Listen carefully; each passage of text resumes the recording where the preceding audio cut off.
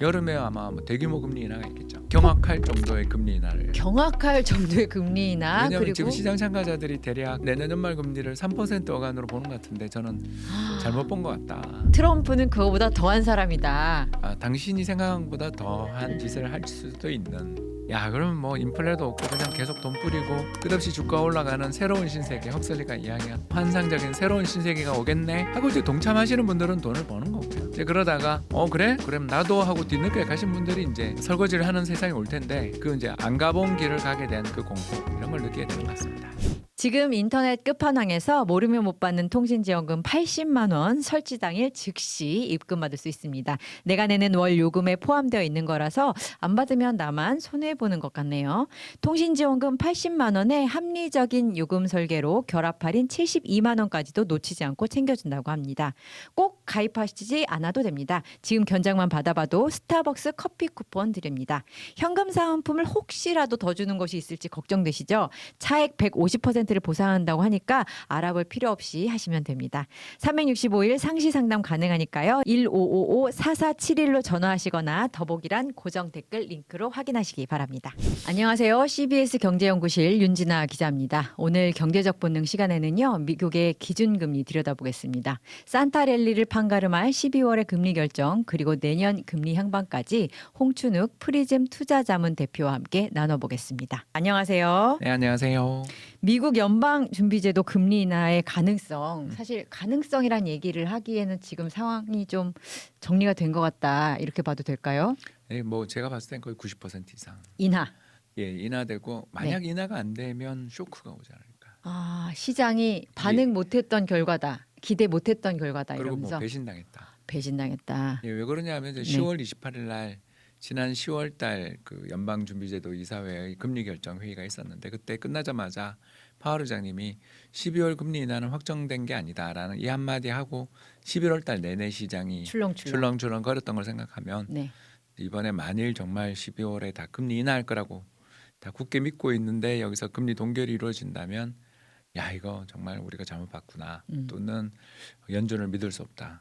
또는 뭐 새로운 연준 의장이 이렇게 임명되기 전에 파월 의장이 아주 독한 결심을 했구나 등등 수많은 해석들이 나오면서 금융시장이 새파랗게 질릴 가능성도 있습니다. 알겠습니다. 그래서 후임 파월의 후임이라고 이제 지금 또 예상이 되는 해시 위원장, 국가경제위원회 위원장의 경우에는 우리가 아마도 금리를 어느 정도 계속해서 인하해야, 그래서 계속해서 인하해야라는 표현을 또 써가지고 맞습니다. 정말 인하 쪽은 확실히 방향이 잡힌 거구나. 해시는 될 것 같나요? 이 사람도 한 90%. 90% 여기도 상당히 높네요. 왜 그러냐면 이제 네. 그 벤스 JD 벤스 부통령이 뭐라고 이야기했냐면 자기들 그 5명의 연준 후보 면접 일정을 잡았는데 트럼프 대통령이 지시로 죄송하다 미안하다 결정이 됐다라고 이야기를 했다는 거예요. 볼 필요도 없다. 예, 그런 매너 없는 아무튼 원래 매너 없는 집단인데 네. 아무튼 이자들이 그 말하는 걸 놓고 볼 때 그 파월 의장한테 자기들이 속았다라고 생각을 하고 있기 때문에 그러니까 파월 의장은 독립적인 연준 의장으로서 지조를 지킨 사람이라는 평가를 좀 받고 있는데 비해 그 트럼프 입장에서 볼 땐 우리 진영의 배신자다 이렇게 그런 생각하는 것 같아요. 트럼프가 임명했던 파월이니까. 그런데 이제 사사건건 자기 말을 안 들었다. 음. 그래서 저자 잘라야 된다. 또는 조기 임기 전에 그 사임을 시킬 방법을 찾아라 등등 뭐 수많은 막말을 그렇죠. 했던 사람이라서 이제 자기 저희들끼리 이제 입안에 혀처럼 구는 자를 연준 의장으로 앉힐 것이라고 생각했고 이제 그래서 그 유력한 후보들이 연준 내에 있는 사람도 있었지만 네. 외부에서 스티브 마이런이나 헤시스나 아니면 심지어 베센트 재무장관까지 이렇게 이제 찾았던 걸 생각하면 헤시스 제일 나의 복심이다. 내 말을 잘 들을 것 같다. 그리고 내가 제 약점을 쥐고 있는 거야.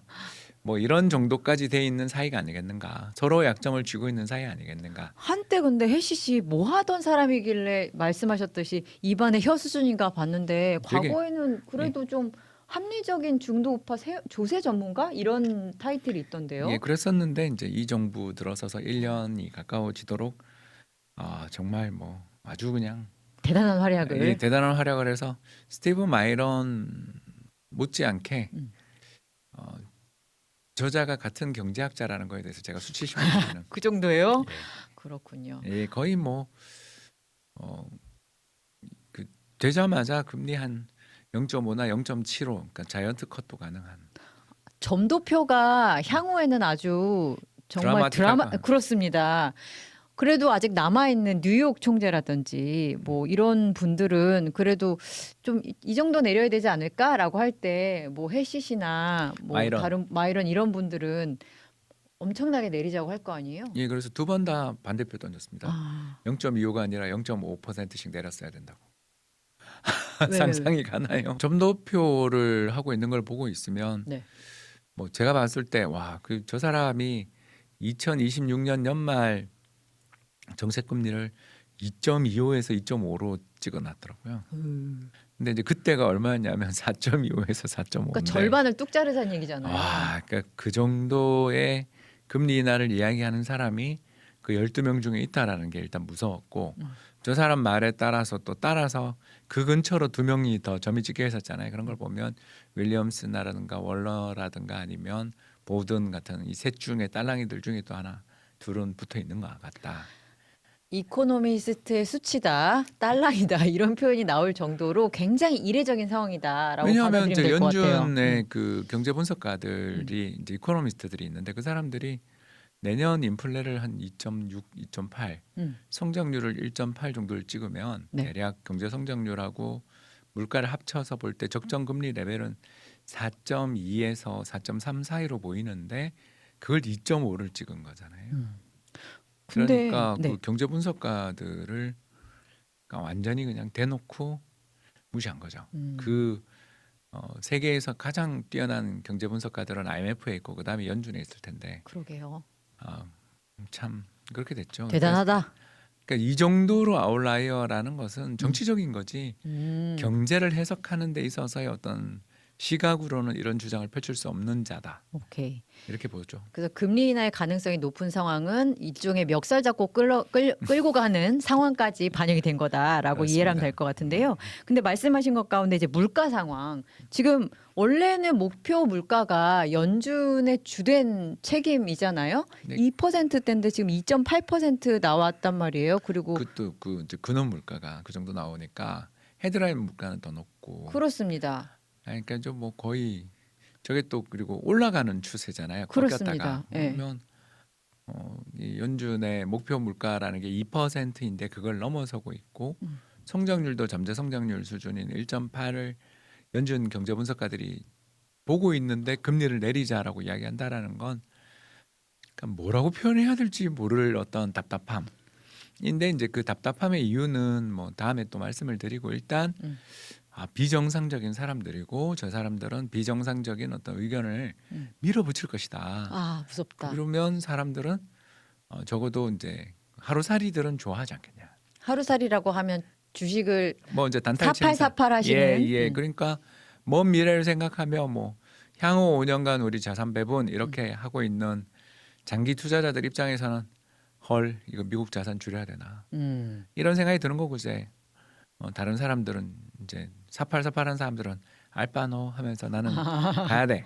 알겠습니다. 예, 뭐 이거죠. 그러니까 결국 내년 11월 이제 1년 남았는데 네.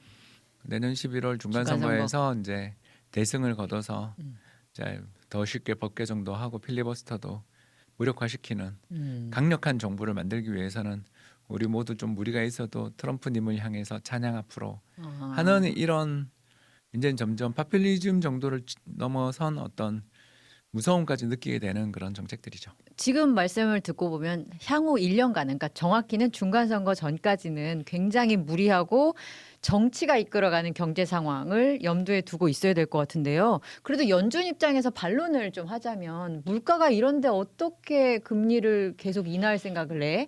와 관련해서 연준의 또 주요한 팩터들 중에 결정 팩터 중에 하나는 고용이잖아요. 고용이 숫자상으로는 그렇게 나쁘지 않은데 체감하는 걸로는 좀 고용 상태 안 좋아졌다 이런 얘기도 많이 들거든요. 네, 그게 이제 다 트럼프 탓이죠. 아, 왜 그러냐면 이제 매년 200만 명 정도의 이민이 들어오던 나라를 문을 닫고 올해만 100만 명 이상을 추방을 했으니까 대략적으로 계산해 보면 노동 공급이 평상시의 적정 레벨에 비해 300만이 줄어든 상태. 그래서 약간 숫자적 착시가 좀 있는 그렇죠. 거군요. 그래서 세인트루이스 연운에서 나온 그 브레이크 이븐 고용이라는 보고서가 나왔는데 이게 뭐냐면 실업률을 현재 상태로 유지하는 고용은 얼마인가요? 했더니 제로입니다. 그러니까 증감이 제로이면 실업률을 그냥 현재 상태로 유지할 수 있다. 그러니까 경제가 아무리 잘 돌아가더라도 고용 공급도 늘지 않으면 그냥 현 수준에서 고용이 늘지 않아도 적정이다. 그러면은 반이민법으로 이것을 어떤 일종의 고용을 좀 통제하고 그런 상태에서 물가는 무시하고 간다. 이렇게 결론을 거칠게 그리고 내려도 또 되겠네요. 나아가서 고용도 늘리겠다라고. 그러니까 경제를 이제 과열로 만들어 기업들에게 나 끝까지 밀어줄게 이렇게 약속하면서 고용도 급격히 늘리려는 태도로 보여줘. 그러니까 먼 미래가 어떻게 되든 그런 건 상관없고 자기 임기 당장 중에 중간선거. 자기 임기 중에 내년까지 아무튼 사람들이 느끼는 체감 경기를 붐이라고 느끼게 내가 만들면 된 거지. 그 다음은 후세 그 내가 할 게 뭐야? 난 죽으면 끝이야. 이렇게 생각하는 거죠. 그렇군요. 하지만 그럼에도 불구하고 우리가 느끼는 이 불안이 시장은 또 알고 있는 것 같아요. 10년물 국제금리 같은 거 보면 절대 안 내리죠. 네, 금리가 금리 내린다는데 국채금리 최근 일주일 보면요, 쫙쫙쫙 올라가는 게 보이거든요. 왜냐하면 계속 내리지 못할 거야라고 시장이 예상하는 거 아니에요? 예, 그것도 있지만 이제 자금 수요가 너무 큰 거예요. 정부의 재정이 많이 필요하다, 빚을 많이 낼 것이다라고 보는 그것도 건가요? 있고요. 회사채. 회사채까지. 예, 회사채 발행이 지금 폭발적으로 늘고 있거든요. 그래서 AI 중심으로 늘고 맞습니다. 있죠. 예, 그래서 네. AI 중심으로 엄청나게 늘고 있고 최근에 이제 특히 무디스의 잔디 이코노미스트 같은 경우는 네. 막 최근에 미국의 회사채들이 너무나 크게 찍고 있어서 이건 디폴트 리스크가 엄청 높아질 것 같고 기업들에 대한 신용 평가 등급을 낮춰야 될 것 같아. 네. 라고 대놓고 이야기를 할 정도. 그래서 무디스 같은 경우는 미국 정부 신용 등급도 낮췄잖아요. 옛날에 네. S&P가 낮추고 그다음에 무디스도 낮췄는데 기업도 낮추겠다고 흘러낼 정도로 어마어마한 채권 발행이 나오니까 네. 빚을 시장 지니까. 장기물이 네. 그러니까 인플레도 엄청 높아지고 그렇죠. 예, 여기다가 자금 수요도 이제 경기 화랑을 만들겠다 그러니까 기업들이 그래 트럼프만 믿고 가는 거야 하고 막 찍고 있으니까 이제 회사채를 그러니까 시장의 자금 수요가 전부 이제 단기물은 그래 뭐 금리가 인하된다니까 예금 금리 인하 오케이. 근데 5년 이상 그거는 다음 대통령 때 무슨 일이 벌어질 줄 알고 내가 이 채권을 사. 야 네가 사. 이제 이러고 있는. 근데 10년물 국채 금리의 의미는 사실 주택담보대출이라든지 자동차라든지 일반 서민들의 좀 이자와 관련된 이슈가 많지 않아요? 거기다가 물가까지 올라가면 트럼프가 모든 사람의 표를 다 확보를 해야 되는 입장에서 이걸 그냥 냅둔다는 것도 살짝 이해가 안 되긴 해요. 일단 근데 일단은 이제 그 미국의 정치 지형을 조금 이해하실 필요가 있는데 일단 양대 코스트 대서양 연안과 태평양 연안 표는 뭐 어떤 일이 벌어질지는 모르지만 제가 아무튼 현역으로 있는 동안에는 공화당 안 찍고요. 텍사스부터 시작해서 플로리다까지 이어지고 있는 선벨트는 또 웬만한 일이 있어가지고는 민주당 안 찍거든요. 아니 자기네 삶이 그렇게 어려워지는데도요. 그거랑 상관없습니다. 그만큼 분열된 나라. 점점 분열 양상이 심해지긴 했죠. 근데 예. 바이든도 고물가 때문에 정권을 잃었다는 평가가 많아서 그 부분을 의식할 줄 알았거든요. 근데 의식을 안 하는 눈치? 다음 대선이 없잖아요. 그렇군요. 이제 그러니까 중간 선거 뭐 달리면 되는구나. 내년까지만 뭐 막으면 되니까. 알겠습니다. 그다음에 이제 차기 대통령 후보로 나갈 사람이 고생하더라도 그건 자기랑 상관없고. 네. 그리고 뭐 바이든도 했던 것처럼 셀프 사면하고 나가면 되니까. 그렇군요. 네. 그래서 아까 말씀하신 대로 AI들 뭐 빅테크 기업을 중심으로 엄청난 빚을 지고 회사채를 발행하여 이런 일종의 붐을 만들 것이다라고 내다보시다 보니 스콧 베센트 미 재무부 장관도 내년 경기가 나아질 것이다. 그럼요. 라고 말한 것이고 그럼 거기에 근거해서 경기도 숫자상으로는 괜찮아질 거다 이렇게 보는 거군요. 네, 뭐 숫자는 나쁘지 않을 것이다. 왜냐하면 자산시장 버블을 만들겠다고 선언한 거니까. 알겠습니다. 예, 그뭐 이제 제가 아까 늘 했던 이야기. 사팔하는 사람들은 얼마나 좋겠습니까? 그런데 참 우리가 근데 1년만 살고 죽을 게 아니라서 이런 게 좀 안 좋아 보이긴 해요. 왜냐하면 더더욱이나 지금 진행하는 이런 정책 드라이브는 말씀하신 대로 펀더먼탈을 굉장히 훼손시키는 방식으로 가고 있고, 그리고 물가를 잡는 이슈와 관련해서 제가 인상적이었던 핵심 멘트를 좀 갖고 왔는데요. 내년이 되면 팁과 초과 근로에 대한 면세 정책 덕분에, 그러니까 지금 세금 깎아주는 정책도 냈죠. 이 정책 덕분에 사람들이 추가 소득을 얻게 될 것이다.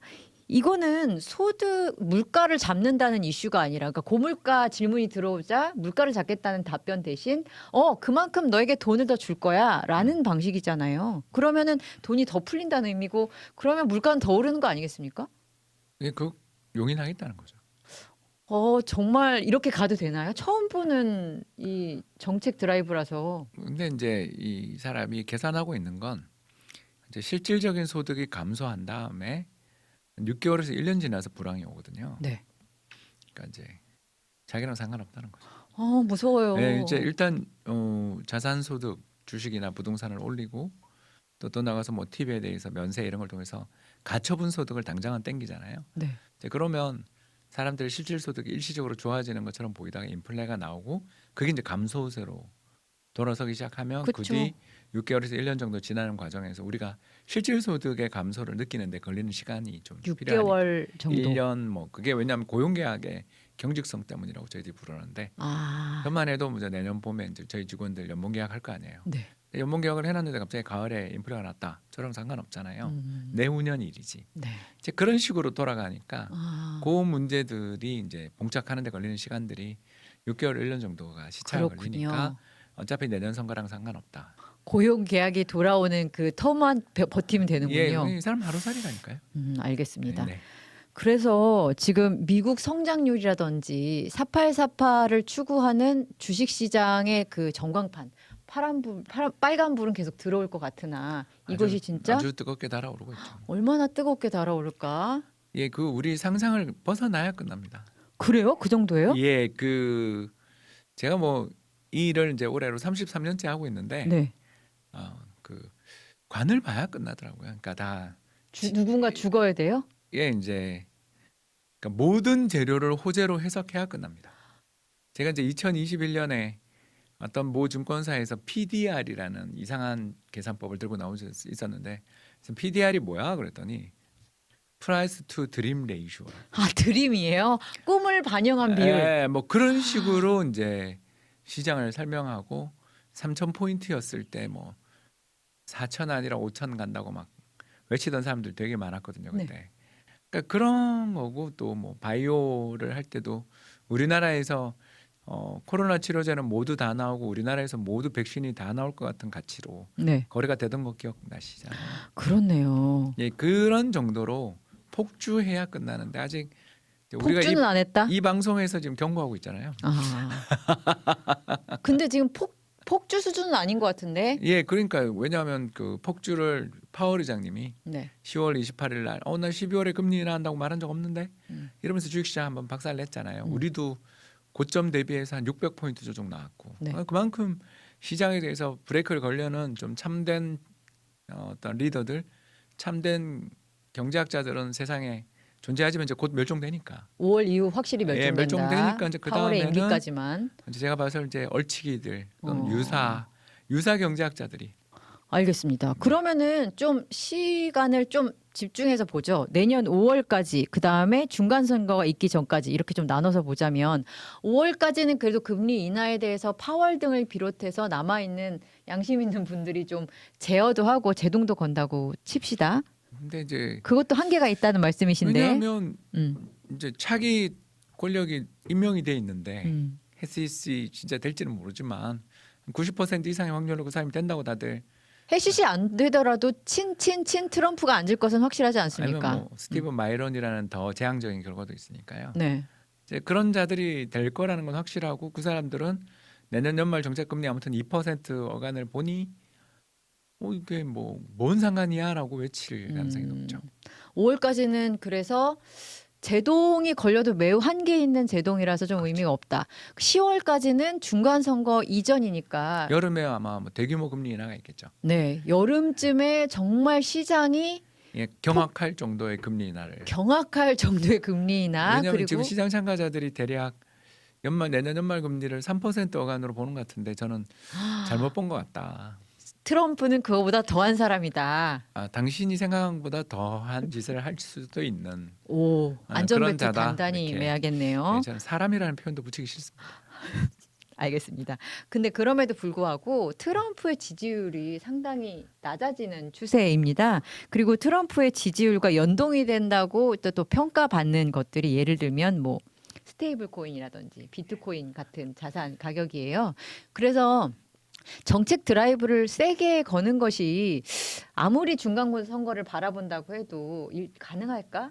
라는 의문도 드는데요. 네, 그 누차 이야기하는데 트럼프는 다르다. 그러니까 그런 조사는 아무 의미가 없어. 아, 그렇습니까? 네. 그냥 저기는 음. 스윙 스테이트 6개 주만 이기면 돼요. 네, 거기만 미국의 이기면 선거 됩니다. 제도상 우리나라로 이야기하면 이제 대전, 세종, 충남, 충청, 북도 요 4개의 시군구를 이긴 데가 항상 대통령이 나왔잖아요. 한국도. 네.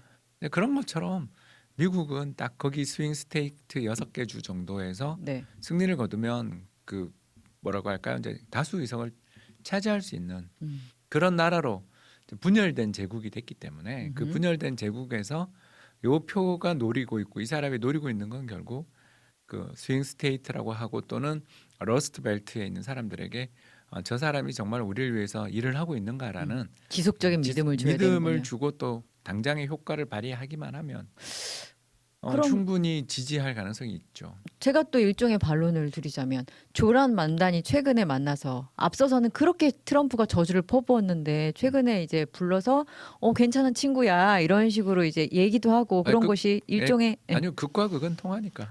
또 그렇게 볼 수 있군요. 얼마나 좋겠어요. 보고 있으면 저런 사람이 민주당 지도자가 되는 걸 보니 차기도 우리가 이겼다 싶어서 얼마나 기쁘겠습니까? 오히려 왜냐하면 그런 극단주의자들이 음.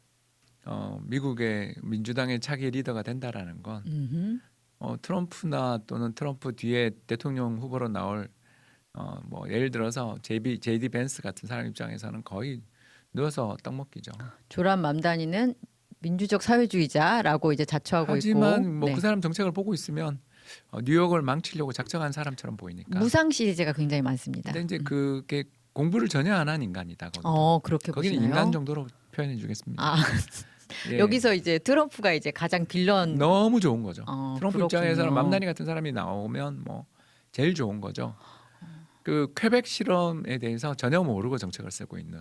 그러니까 되게 무지한 인간. 이미 실패한 무상 시리즈의 그 경험에 대해서 잘 모르고 퀘벡에서 있다. 썼던 그 무상 보육 결과에 대해서 그 논문 하나만이라도 읽어봐도 적어도 그런 식의 그 무제한적인 뭐 애들 보육을 하겠다라는 그걸 하는 것은 그 미싱 제너레이션, 그러니까 한 세대를 잃어버릴지 모를 선택인데 그러니까 그렇게 무식한 소리를 하더라고요. 시장과 관련해선 너무 극단적인 지금 지도자들이 미국 내 자리에 있어서 일단 1년은 투자자 정확히는 4848하는 투자자 입장에서는 괜찮으나 장기적으로 너무 안 좋고 실물과 주식시장이 괴리되는 상황도 굉장히 심해질 것 같은 게 지금 주식시장을 빨갛게 물들일 것이라고 경악할 정도로 폭주할 것이라고 표현하셨는데 그 정도로 이제 달리게 만드는 건 주로 AI 빅테크 아니겠습니까? 돈을 빌려서 데이터 센터를 짓고 있는 네. 그 회사들이 만세를 부르겠죠. 몇 안 되는 그 회사들이잖아요. 예, 근데 이제 그 회사들 입장에서는 그 트럼프를 설득하는 데 성공했다라고 보는 거죠. 즉 빅테크와 권력의 융합. 우린 빅테크는 좀 약간 진보적이라고 생각했었는데 역시 실리콘밸리는 약간 히피 같은 느낌이 있었던 시절이 있었죠. 예, 뭐 이제 근데 뭐 거대 자본가가 되고 네. 거대 재벌이 되고 또 새로운 경쟁자들이 못 들어오게 칸막이를 치려는 자들에게는 트럼프 같은 사람도 괜찮은 파트너니까요. 좋은 동맹을 맺은 것 같습니다. 예, 뭐 거의 그렇게 가고 있는 것 같습니다.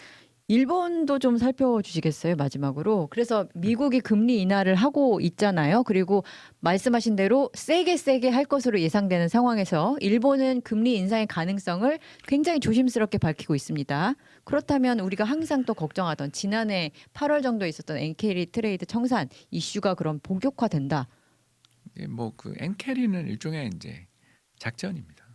작전? 무슨 예, 의미죠? 그러니까 이제 아무 의미 없는 도시 전설 같은 예, 거예요? 도시 전설이죠. 음. 선풍기 틀면 이제 심장마비로 죽는다 정도 레벨의 이야기를 하고 있는 거죠. 왜 그게 실제하지 않는 거죠? 왜냐하면 이제 작년 8월에 청산되기 직전 기준으로 겨우 한 1조 달러 정도 포지션이었어요. 그 정도가 일본으로 다시 돌아갔어요? 근데 1조 달러라는 게 왜 의미가 없냐면 하루에 전 세계 외환 거래량이 8조 달러.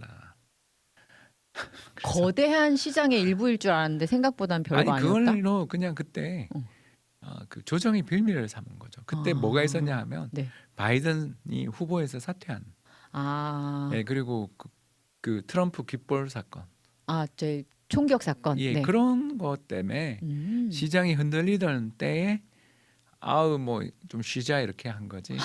그거 하나로 세상이 흔들렸다고 말하기는 너무나 작은 규모고. 그렇습니까? 또 그 대출로 대부분 엔캐리가 만들어져 있기 때문에 네. 하루 아침에 뺀다는 것도 말도 아, 만기가 다 다른데 무슨 수로 하루 아침에 뺍니까?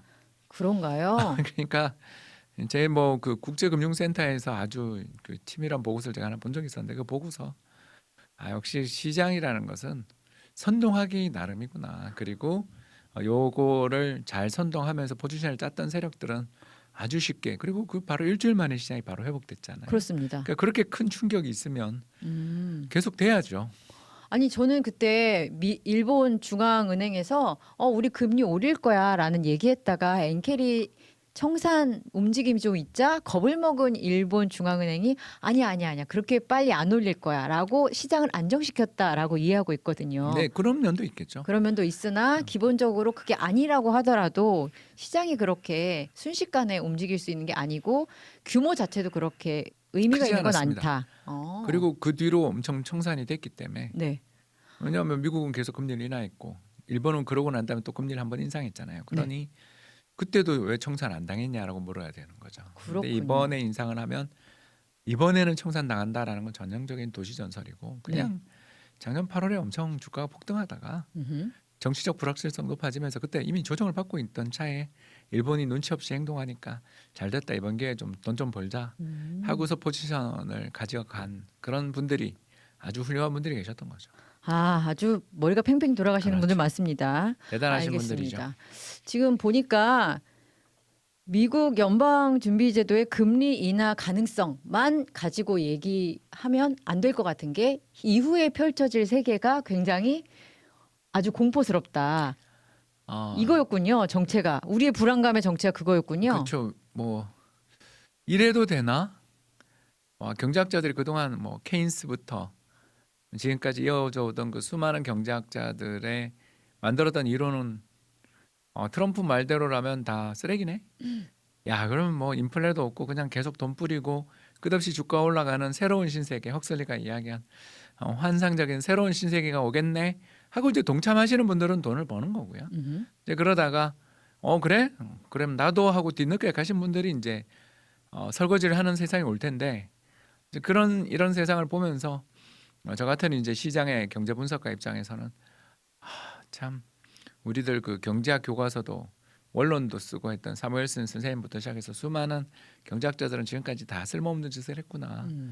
세상에서 가장 중요한 나라 중에 하나인 미국의 대통령이 또는 미국의 옆에 붙어 있는 딸랑이들이 저런 짓을 하는 것을 막지 못하는 이런 경제학이라는 게 참 이제 정말 한계고 그리고 경제학 앞에 이제는 정치 경제학, 정치가 훨씬 더 우선해야 되는 세상이 왔고 전문가들의 발언, 전문가들의 영향력은 축소되는 파퓰리즘의 세상을 살게 됐다라는 그 이제 안 가본 길을 가게 된 그 공포 이런 걸 느끼게 되는 것 같습니다. 그런데 일종의 국가 자본주의 같은 느낌이 들거든요. 그러니까 미국이 사실 뭐랄까 첨단 자본주의의 상징 같은 나라잖아요. 근데 정부의 의지, 뭐 지도자의 의지에 따라서 이렇게 확 바뀌는 게 좀 거친 질문이라는 느낌도 드는데 중국이랑 미국이랑 비교해 보면 그래도 중국이 좀 더 심하죠?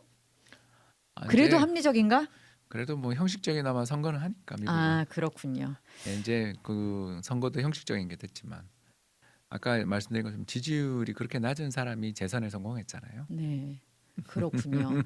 근데 아무튼 자원의 집중이라는 면에서도 결과적으로 트럼프가 추구하고 있는 것 같고 그게 이제 주가 부양이든 뭐든 여하튼 AI에 투자하겠다라는 게 이제 정부의 목표인 것처럼 보이고 실제로 돈을 거기 쏠릴 것 같고 최소한 1년간은 주식 투자자 입장에서는 환호할 세계가 열리지만 그 뒤에 뒤늦게 참여하시는 분들은 이른바 설거지에 대한 각오도 해야 되는 시장이죠. 알겠습니다.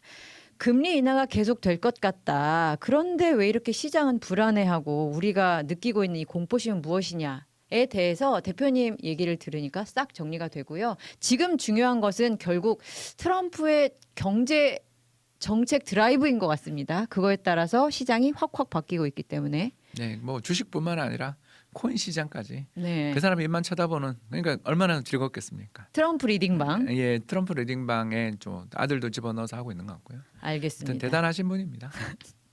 트럼프는 대단하다. 그리고 또 기억나는 또 표현은 내년 여름 경악할 만한 폭주할 만한 시장이 가능하다라는 경고까지 정리를 하도록 하겠습니다. 홍춘욱 프리즘 투자자문 대표와 이야기 나눴습니다. 감사합니다. 감사합니다.